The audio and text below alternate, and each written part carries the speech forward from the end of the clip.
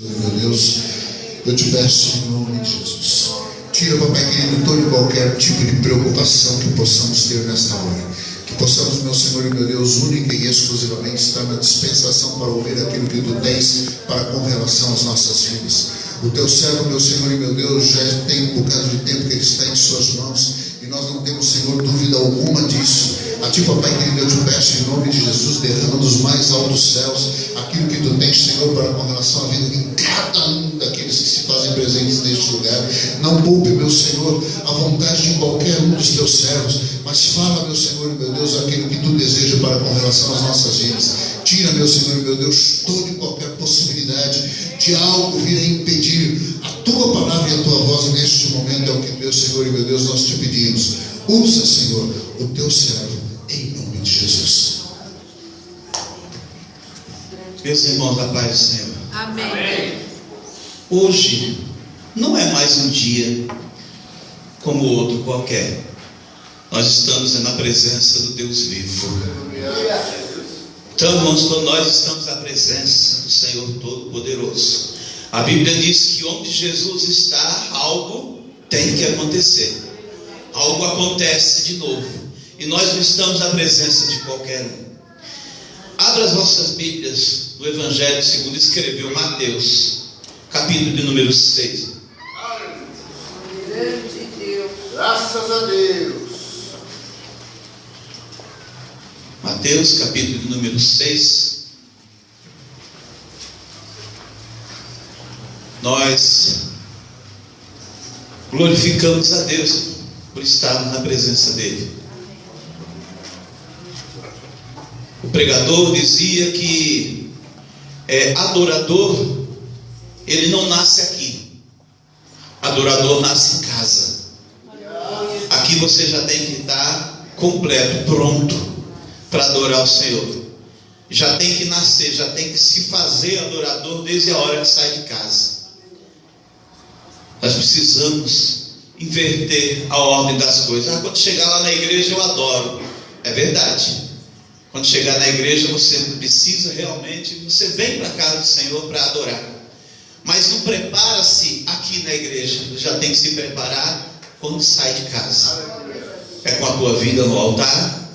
Eu costumo sempre dizer a todos os irmãos, não só aqui, mas a muitos que eu sei que tem por aí que são levitas do Senhor, que são adoradores de Deus, que louvam, que glorificam com a sua voz, com o seu dom que o Senhor assim derramou. Então, irmãos, eu entendo que quando alguém que vai louvar o Senhor, eu até quero entender o seguinte, já sei, eu quero entender que a pessoa já se entregou nas mãos do Senhor ontem, antes de ontem, durante a semana inteira, já jejuou, já se santificou diante de Deus, para quando chegar na hora de adorar o Senhor, lhe render uma perfeita adoração. E é sempre bom, irmãos, esse é um conselho que eu dou para todos os irmãos que louvam a Deus. Quando estiver louvando o Senhor, fecha os teus olhos.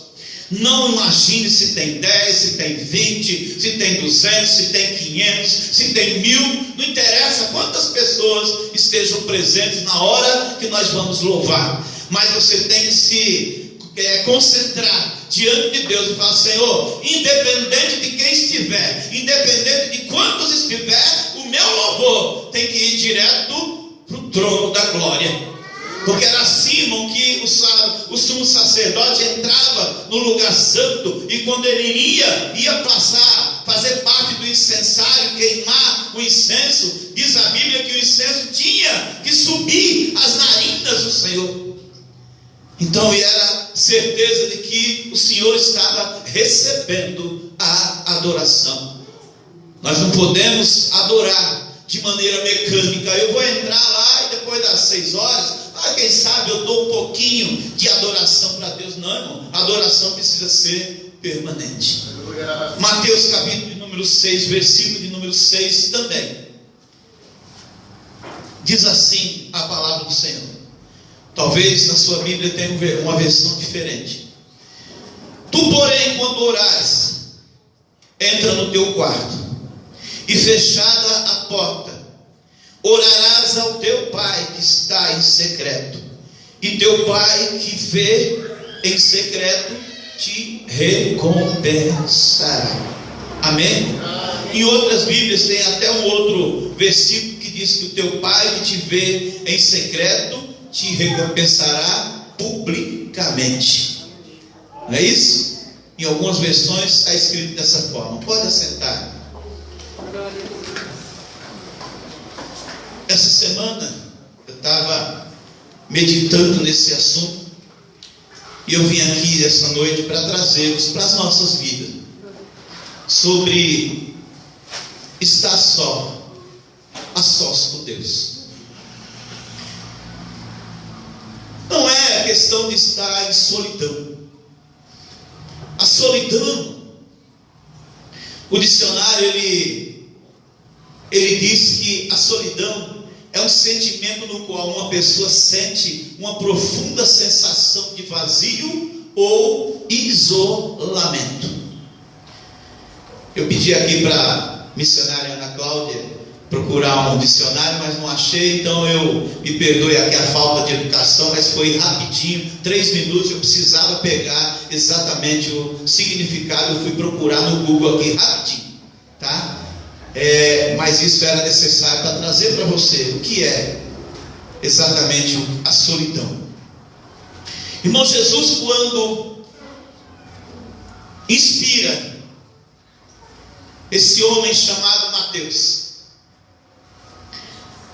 a escrever esse texto, que nós sabemos que o autor do Evangelho de Mateus não é Mateus, o autor do Evangelho segundo escreveu João também não é dele, e o autor também de Lucas também não é Lucas, o autor desses evangelhos, e assim por diante. Mateus, Lucas, Marcos e João, nenhum deles é dono do Evangelho.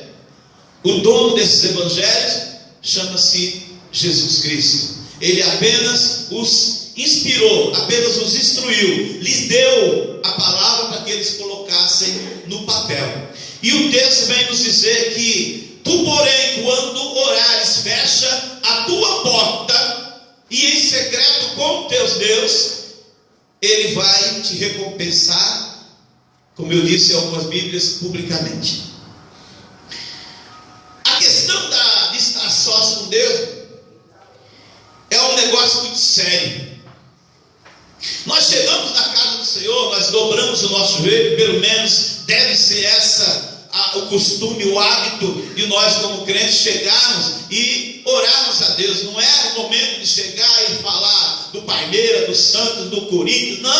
Não é esse o nosso assunto. O nosso assunto precisa ser na casa do Senhor: oração, palavra, adoração, oração, palavra, adoração, render graças ao Senhor precisa ser o nosso assunto quando chegarmos na casa de Deus e nos colocarmos diante do seu trono.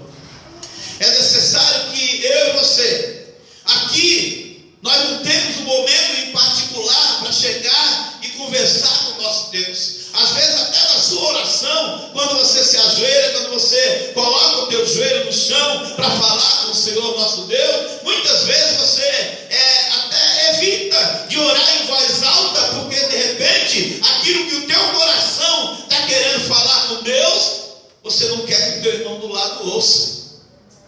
Você não quer que a tua irmã do lado escute essa oração.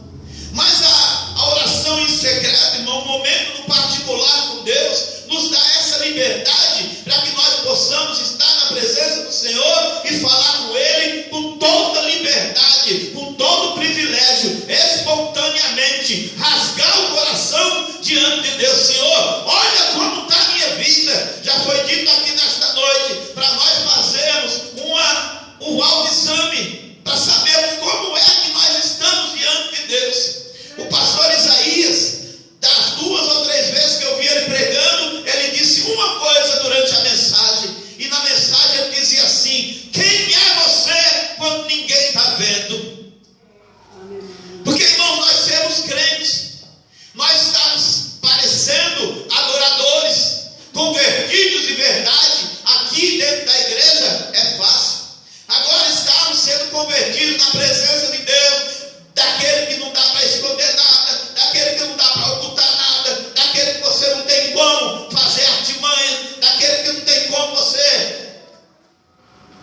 simplesmente aparecer, tentando se mascarar diante de Deus, não tem jeito. A palavra do Senhor nos fala de um homem chamado Jacó,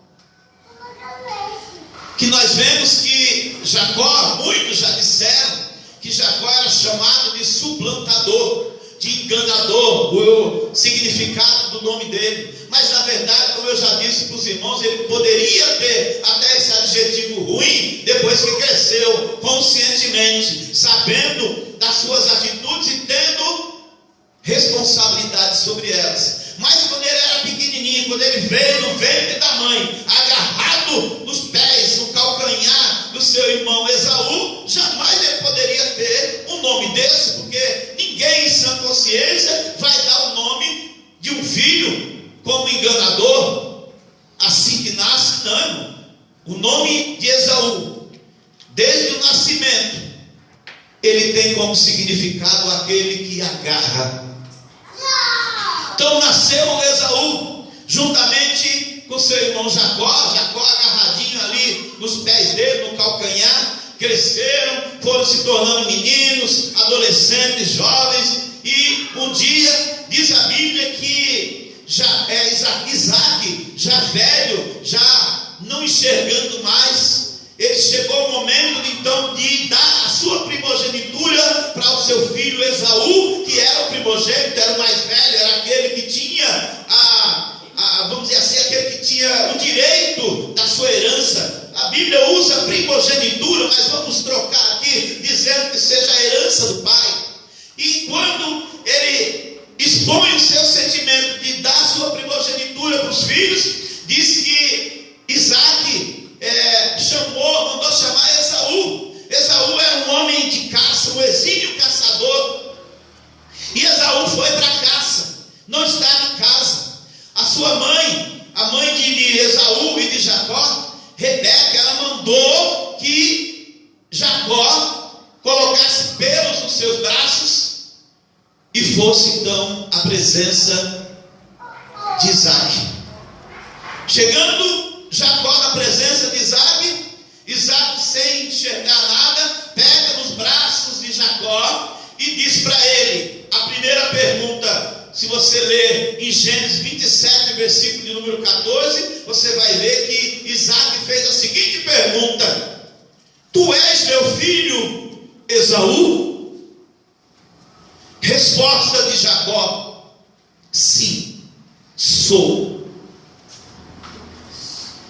Irmãos, coitado de Isaac, sem enxergar nada, somente reconhecendo o seu filho Esaú pelo pelo que Jacó colocou nos braços. O nome de Esaú significa peludo. E quando Isaac pegou nos seus braços, disse o seguinte: a voz é de Jacó, mas o corpo, o pelo, tudo é de Esaú. E novamente Jacó lhe respondeu: sou eu, meu pai Esaú, teu filho. E ali diz a Bíblia que Isaac vai e firma a sua palavra, lhe dando a primogenitura no lugar de Esaú. Se nós formos olhar direitinho essa situação, nós vamos ver que Jacó ele era totalmente merecedor da primogenitura, de forma exclusa, de forma desonesta, ele assim o fez. Mas se nós formos olhar, diz a Bíblia que um dia Esaú chegou cansado da caça e com a fome de leão. E aí Jacó estava preparando uma sopa.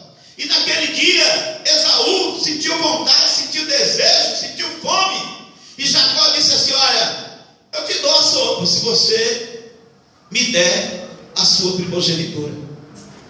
E diz a Bíblia que Esaú fez a troca, comeu o prato de sopa em troca da primogenitura.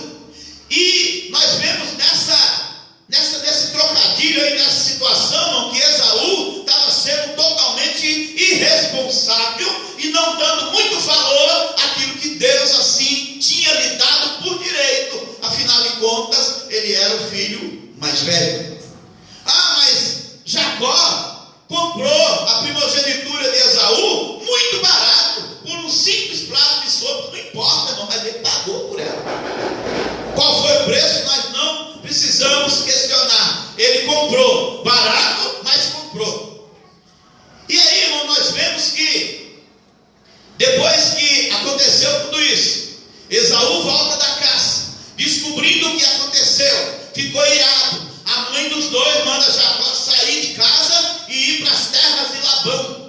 seu irmão. Vai para a casa do teu tio, menino. Foge da ira do teu irmão, porque ele está pronto para te matar. E diz a Bíblia que Jacó pegou as suas coisas, saiu e foi para a casa do seu tio Labão. Quando chegou lá, se apaixonou pela sua prima, né? E depois que isso tudo aconteceu, nós vemos a história, eu não vou entrar no detalhe, trabalhou 7 anos, foi enganado, depois trabalhou mais 7 pela sua amada que ele tinha se apaixonado tanto, e ali ele vai e acumula riquezas. Passado o tempo de sair da casa do seu tio Labão, diz a Bíblia que Labão armava de todo jeito para não deixar Jacó sair das suas terras, porque Jacó estava sendo a mina de ouro de Labão, porque tudo que Jacó tocava as mãos, a Bíblia diz que prosperava. Os filhos de Labão já estavam começando a ter inveja de Jacó. No capítulo de número 31 nós vamos ver lá de Gênesis que os filhos de Labão começaram a murmurar: está vendo? Esse aí mal chegou nas terras do meu pai e já está conquistando, já está tendo riqueza, já está subindo de vida. Como é que pode isso? Mas é porque, irmão, Jacó tinha tido uma mudança de vida nesse meio tempo. E tudo que Jacó fazia, ele colocava nas mãos do Senhor para poder prosperar. Mas um dia chegou o tempo de Jacó sair com a sua família lá das terras de Labão, levar toda a sua família, os filhos de Bila, os filhos de Zilpa, os filhos de Raquel, os filhos de Lia, levou todo mundo com ele. A população já era grande, já tinha uma grande turma ali com ele, porque o Senhor foi lhe dando a descendência que prometeu para Abraão lá atrás. Olha, Abraão, tu serás uma bênção, a tua descendência será como as estrelas do céu, da qual você não pode contar. E essa promessa estava se cumprindo através da vida de Jacó e de toda a sua família que estava junto com ele. Mas diz a Bíblia que Jacó, ele saiu com a sua família. Labão, não contente, foi atrás para tentar trazê-los de volta e utilizá-los como escravos, porque sumiu da sua casa o totem, o ídolo que passava de pai para filho, de família para família, e esse boneco, esse ídolo sumiu da casa de Labão. Labão junta seus homens e vai atrás de Jacó. E nós sabemos que a filha de Labão se assentou sobre um determinado banco e colocou o ídolo embaixo dela, e quando Labão entra na tenda, ela pede perdão para o pai: pai, olha, me perdoe, eu não vou me levantar, porque o senhor sabe, eu sou mulher, estou naqueles dias, e me respeite. Labão então respeitou, não achou o totem, voltou para sua casa, e Jacó seguiu o caminho. Seguindo o caminho, diz a Bíblia que houve a notícia: Esaú, teu irmão, está vindo de encontro a você, e traz com ele 450 homens. Pelo tempo que tinha passado, por tudo que Jacó fez com seu irmão, ele entendeu que o coração de Esaú estava irado com ele. É agora que eu vou morrer, porque tudo que eu fiz eu sou merecedor. E o batedor lá, o porta-voz, o vigia, o homem que foi atrás, que foi espionar, voltou e deu recado: olha, e ele está furioso. Diz a Bíblia que Jacó pega alguns presentes, algumas coisas da parte dele, e manda de novo o homem levar para Esaú. Esaú rejeitou tudo aquilo que Jacó tinha lhe mandado de presente, e o homem então volta: olha, teu irmão não aceitou nada que você mandou, agora sim é que eu estou perdido, deve ter pensado Jacó. E ali diz a Bíblia que Jacó isola uma parte da sua família. Os filhos da sua mulher amada de Raquel, ele mandou ficar lá para trás, e os outros ele foi colocando uma parte na frente da outra. Os filhos de Bila, os filhos de Lia, os filhos de Zilpa, e assim por diante, foi colocando todos eles em fileira. E por último, a parte de Raquel, que era sua mulher da mocidade, que era sua paixão de menino, de jovem, e ele deixou todo mundo ali, e ele se expôs. Agora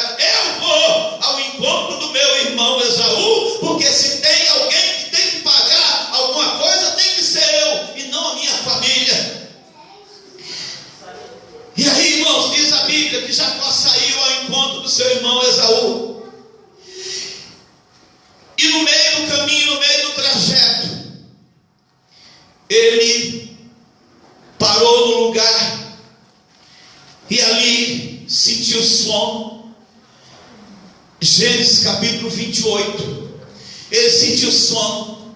E diz a Bíblia que ele passou a noite naquele lugar, pegou uma pedra, a colocou como travesseiro e dormiu tranquilamente, um sono pesado. Mas durante o sono, diz a Bíblia que uma grande escada que tinha o seu pé na terra e o topo no céu vem a me trazer uma coisa à memória, irmão. Tudo que é ligado na terra será ligado no céu.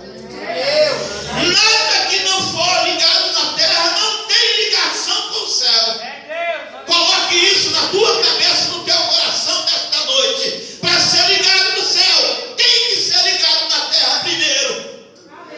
E a escada, irmão, diz a Bíblia que Jacó via anjos no plural subindo e anjos descendo. O topo da escada, ela ia de encontro aos céus, também no plural, pode ler na tua Bíblia. E diz a Bíblia que Jacó, ele disse o seguinte: olha só, ele disse que naquele lugar estava Deus. Ele era feliz e não sabia, vamos dizer assim, né? Deus estava aqui e eu não sabia. E depois que Jacó teve essa experiência com Deus, e diz a Bíblia que ele vai e se coloca na presença do Senhor e diz para o Senhor: Senhor, se o Senhor me levar em paz, se o Senhor me trouxer em paz para a minha terra, de tudo que eu ganhar, de tudo que eu tiver às mãos, eu te darei o dízimo. Esse dízimo que nós vamos falar aqui, que nós citamos agora, não precisa ser necessariamente o dinheiro, não, mas sim a vida de Jacó por completo. O dinheiro faz parte, nós já falamos disso aqui várias e várias vezes. Se você não tem fidelidade para com o teu Deus, na hora de devolver os 10% do 100 que ele te dá, você vai ter fidelidade com quem? Então Jacó, ele se colocou na presença do Senhor: Senhor, me faça voltar em segurança. E eu lhe prometo, eu lhe faço esse voto. O voto é algo que não pode ser quebrado. Eclesiastes capítulo número 5 diz nesta noite o seguinte: se fizeres algum voto, trate de cumpri-lo, porque é melhor não votar do que votar e não cumprir. Quando é que você fez um voto para Deus? Dia 31 de dezembro, passando para 2015. Senhor, esse ano minha vida vai ser diferente. Eu vou ser fiel com o Senhor em todas as áreas. Eu vou mudar de vida, eu vou mudar de comportamento, eu vou crescer na presença do Senhor. Mas passados 4 meses, nós estamos começando o 5º mês do ano, não foi fiel com Deus, continuou imaturo, menino, criança na presença de Deus. Vai pagar o voto quando? Quando virar o ano de novo, fazer a promessa outra vez. E Deus, irmão, não é homem nem filho do homem para que minta e nem se arrependa. Nós fazemos um voto com Deus e Deus faz um voto conosco. Ele cumpre a parte dele e nós muitas vezes não cumprimos a nossa. Por quê? Está pensando que Deus, ele é inocente? Ele não enxerga, ele não vê? Mas Jacó fez esse voto com Deus. E nós vamos ver que lá no capítulo 32, quando Jacó ouve tudo isso, ele tem essa visão extraordinária. Nós vemos que Jacó, ele estava sozinho, e ele contemplou toda essa beleza de Deus. Tem momento que eu e você precisamos nos isolar, mas não é isolar no sentido de não querer comunhão com as pessoas, comunhão com os irmãos. Esse sentimento de não querer comunhão com os irmãos não é sentimento que provém do coração de Deus, não. Muito pelo contrário, esse sentimento, ele provém do coração do nosso adversário, que não quer unidade, que não quer união, que não quer comunhão, que não quer laços de amizade entre os irmãos. A Bíblia diz, através do salmista: quão bom e quão suave é que os irmãos vivam em união. Mas ele olhou feio para mim, ela olhou feio para mim, ela me deu a resposta que eu não queria. Cresce na presença do Senhor, pelo amor de Deus. Vai virar criança até quando? Vai ficar se alimentando de leite até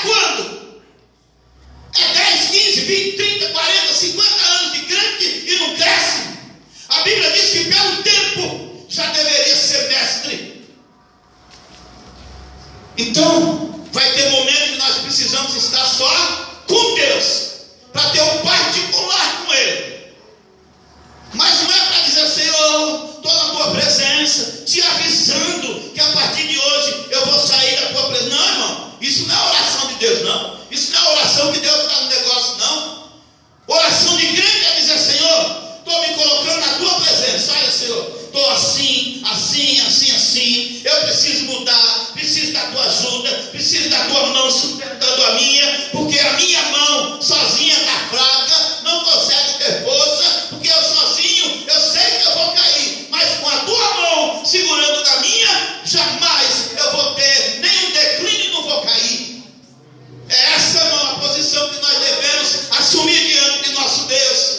Jesus, quando ele precisava ter algum particular, alguma coisa, falar com o Pai, diz a Bíblia que ele se isolava, ele subia ao monte, ele ia sozinho na presença do Pai. Pastor, sem heresia, ele ia com Pedro, Tiago e João. Não, Pedro, Tiago e João ficavam afastados e ele se isolava. A Bíblia diz que ele se distanciou a um tiro de espingarda, né? Não é essa frase? A um tiro de espingarda, não sei que distância foi, depende da espingarda que você usava quando era menino. Espingardinha de chumbo, o chumbo vai longe. Então Jesus se distanciou a uma distância de um tiro de espingarda e foi ter um particular com o papai. E ele disse, Senhor, se possível, afasta de mim este cálice, contudo, seja feita a tua vontade. E tem crente, irmão, que só diz o seguinte, Senhor, afasta de mim esse cálice, mas a minha vontade vai ser feita e não a sua. Então nessa noite o Senhor vem nos perguntar, qual é a vontade perfeita? Qual é a vontade que vale mais? É a tua ou a do todo soberano? É Deus, aleluia. Irmão, nós não podemos colocar a nossa vontade à frente de Deus, porque quando colocamos a nossa vontade, o nosso desejo, a nossa decisão na frente do Todo-Poderoso, a queda é grande, a decepção é muito grande. Coloca a tua decisão sempre abaixo e diga como João Batista disse, que ele cresça e que eu sempre esteja diminuindo. Irmãos, é necessário. E Jacó, ele vai, tem essa experiência e ele passa a noite. Depois, na caminhada dele, ele tem um momento ali no lugar chamado Val de Jaboque, e diz o texto que Jacó estava só. E nesse momento, quando Jacó se depara com a chamada teofania, que diz a Bíblia que o anjo do Senhor apareceu a Jacó. O anjo, você pode ver que está na Bíblia, na minha e na tua, com letra maiúscula. Então, quando está com letra maiúscula, a expressão anjo do Senhor é o próprio Jesus se transformando, se colocando em presença de homem para poder falar com Jacó. E Jacó, quando se deparou com aquele homem, diz a Bíblia que o homem chegou e perguntou para Jacó, qual é o teu nome? Nessa noite o Senhor vem perguntar para mim e para você, como é que você se chama? Glória a Deus. Qual é o teu nome? Bendito. 20 anos se passaram. Jacó estava na presença do seu pai e a pergunta foi feita. O teu nome é Esaú? É. Irmãos, o momento de confrontação com Deus, eu e você, nós vamos ter que passar. Pode passar 30, pode passar 40 anos, a pergunta vai ser feita de novo. O momento de confrontação, ele vai acontecer novamente. 20 anos se passaram e o anjo pergunta para Jacó, qual é o teu nome? Eu não sei se Jacó teve ali uma breve momento que ele parou para pensar, poxa vida, há 20 anos atrás eu menti para o meu pai, mas agora não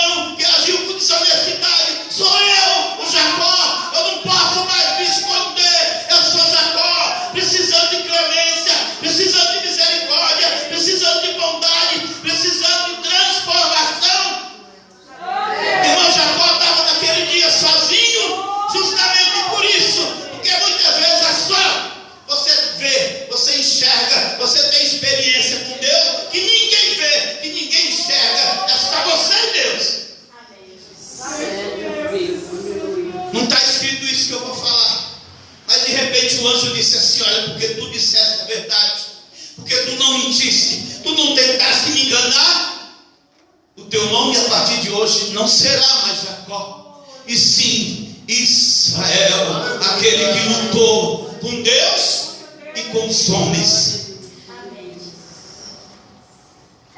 Jacó, ele teve essa grande experiência, e nós vemos que essa escada que se apresentou para Jacó, nós olhamos, vemos simplesmente escrito, era anjos subindo, anjos descendo, anjos subindo, anjos descendo. Irmão, no mundo espiritual, você não sabe a experiência que Jacó teve naquele dia.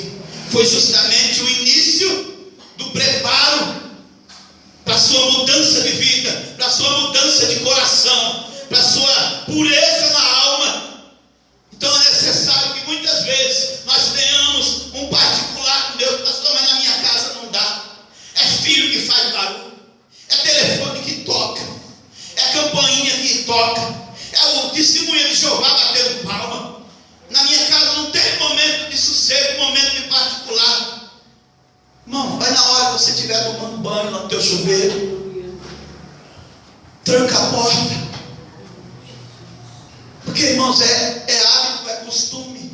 Talvez um ou outro tenha o hábito de tomar banho e deixar a porta escancarada, mas na maioria das vezes, a maioria tranca a porta. Então, na hora que você estiver com a tua porta trancada, tenha esse particular com o teu Deus, porque muitas vezes você precisa expor, a falar, a abrir a boca, a dizer coisas que você não diria na presença de ninguém, mas na presença do teu Deus você vai fazer isso, porque você está somente você e Ele e você, é você falando e Ele ouvindo, você falando e Ele respondendo. Irmãos, pastor, mas olha, tem hora que eu não sei nem o que falar para Deus.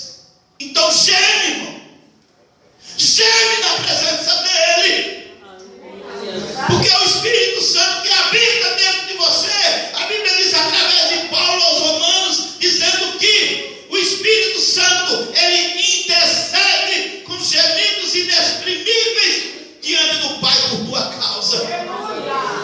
Deixa que Ele fale com você.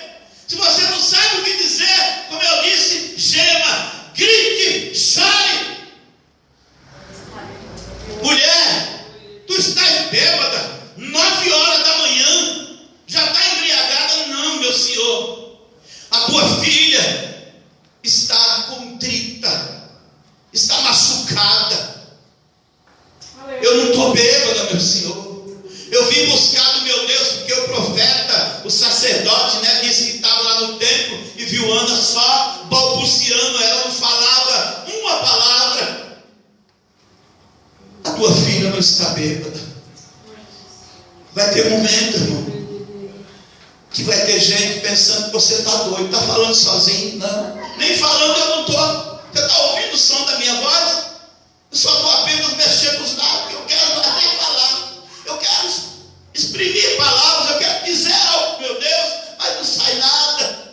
Mas Ele conhece o profundo do meu coração, Ele sabe como é que está a minha alma, Ele sabe como é que está lá no profundo do meu eu, Ele sabe o que é que eu preciso falar para Ele. Mas muitas vezes para isso você precisa se isolar, estar sozinho na presença do teu Deus, pegar um momentinho e falar com Ele em particular. Aleluia.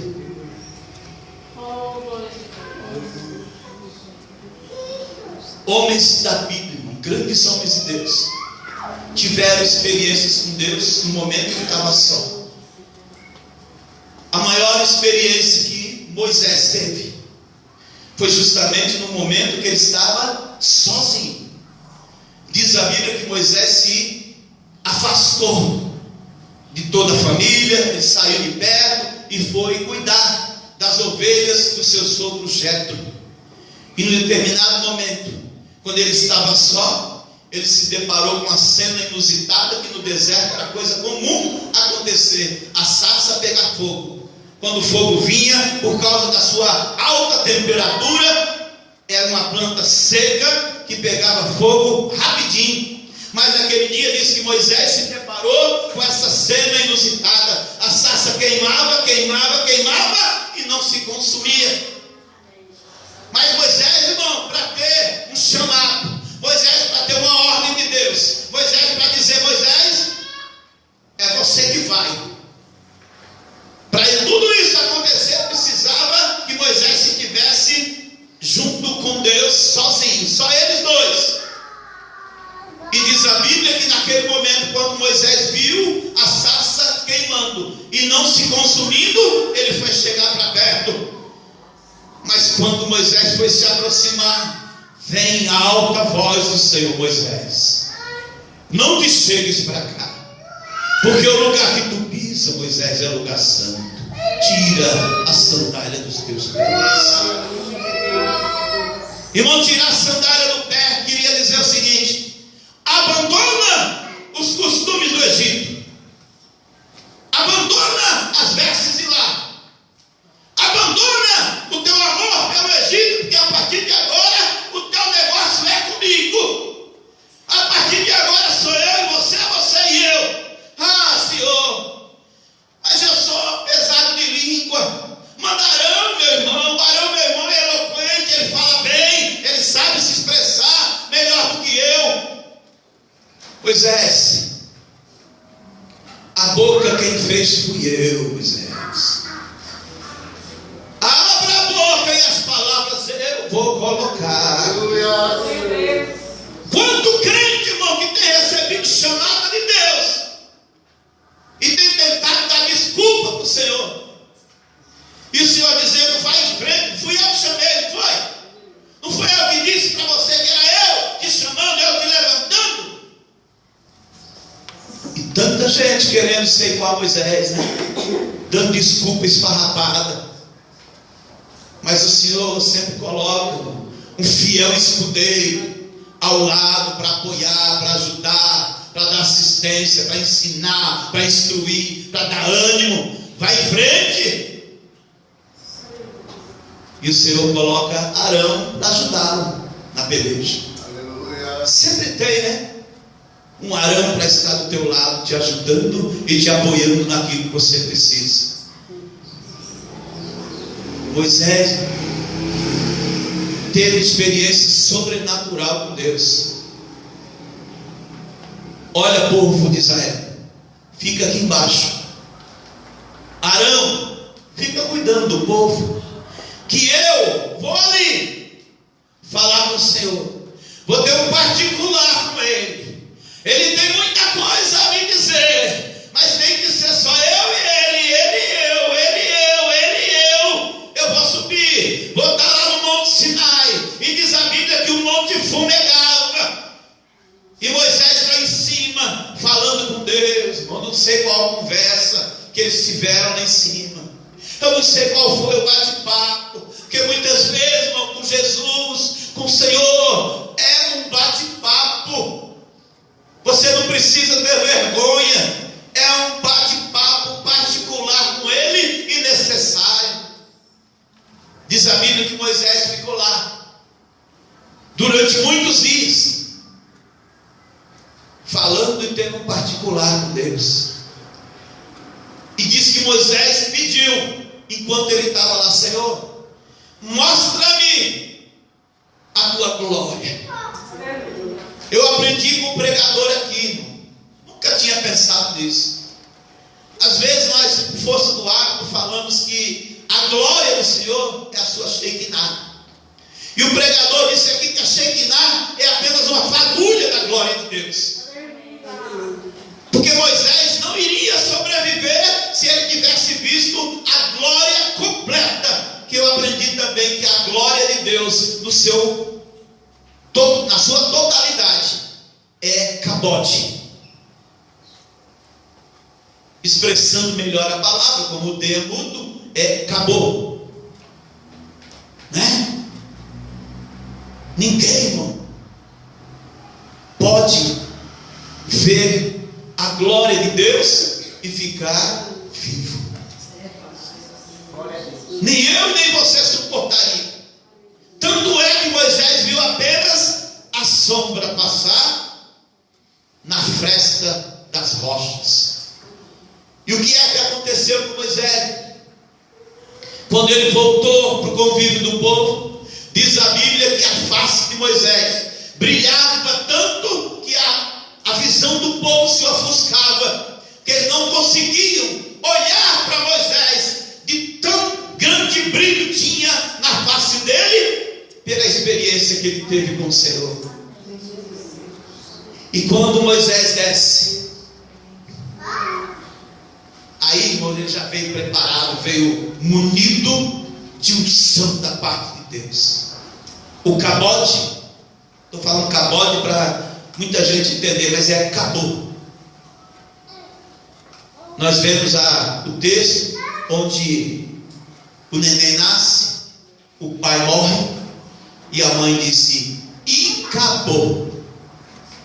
Que quer dizer, foi-se a glória de Deus. Tá? E acabou. E acabou sozinho, é a glória completa de Deus.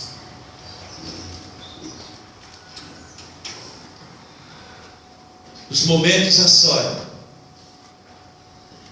que precisamos às vezes ficar com Deus, até no seu trabalho. Não vou perguntar quem é que tem 10 minutinhos de café no trabalho. Os 10 minutinhos que você tem, às vezes é tanta bobagem, tanta asneira que se escuta, dos colegas ali ao redor da mesa, falando tanta coisa que não aproveita, que não edifica. Então por que não aproveita esses 10 minutinhos? Pega assim e vai lá para o banheiro, tranca a porta, se ajoelha do lado da bacia do banheiro, não tem problema, e vai ter um particular com Deus. Senhor, olha eu aqui, pecador, falho, não tenho zelo pelo Senhor, tenho tentado mudar, minha vida está assim, assim, assim, assim. Eu preciso da tua ajuda, eu preciso do teu apoio, preciso da tua misericórdia, para que eu possa ser melhor na tua presença, para que eu possa ser visto como vaso de honra. Porque hoje, irmão, todos nós somos vasos de barro, e precisamos sim descer na casa do oleiro, para ver como é que ele trabalha, como é que ele trata o vaso, para sermos um vasinho melhor da presença de Deus. Então, quando você tiver a oportunidade, o profeta ele disse para aquela mulher: olha, tranca a porta do teu quarto, tu e teus filhos, vai colocando os vasos cheios do lado, depois pega, vende o azeite, e o que sobrar é para você e os seus filhos viverem por muito tempo. E assim a mulher obedeceu.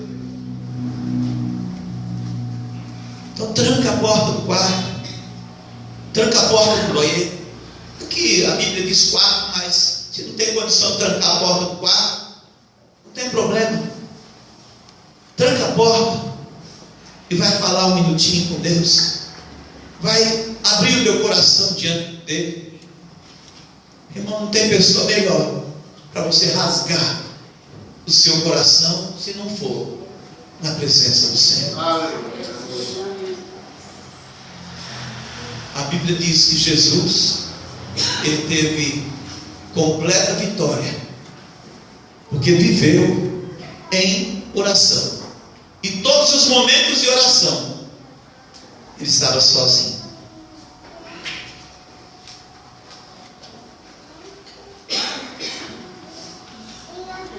Tranca a porta do teu quarto, e em secreto Deus te recompensará publicamente.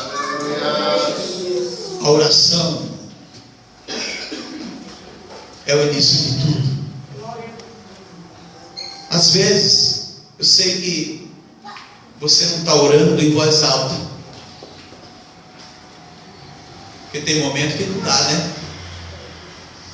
Está sentado lá no ônibus, no trem, tem hora que não dá para orar em voz alta. Mas fecha os seus olhos. Não é colocar o fone no ouvido para ouvir música mundana que não edifica a tua alma em nada. Ao invés de ouvir louvores, coisa que edifica, coisa que eleva a tua alma ao céu, vai ouvir música mundana para quê? Não é isso que eu estou dizendo, não. Fecha os seus olhos. Não vai dormir não, porque senão passa do ponto de parada e, né? Mas fecha os seus olhos num momento de meditação. E ali você pode ter uma viagemzinha de meia hora falando com Deus. Quem está no carro, em nome de Jesus, pelo amor de Deus, não fecha os olhos não. Você vai bater no primeiro que estiver na frente. Mas a Bíblia diz para nós andarmos sempre em espírito, não é? Para não atender às concupiscências da carne. Com os olhos abertos, você pode estar na presença de Deus, falando com Ele. E o que o Senhor veio trazer para mim e para você nessa noite é isso. Fecha a porta do teu quarto e fala em secreto com o teu Pai.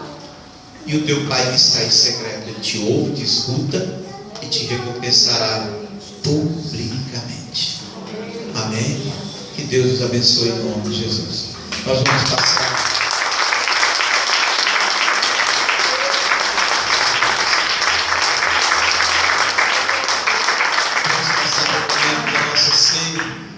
Hoje é um dia especial que nós estamos reunidos na presença do Senhor para participarmos da ceia.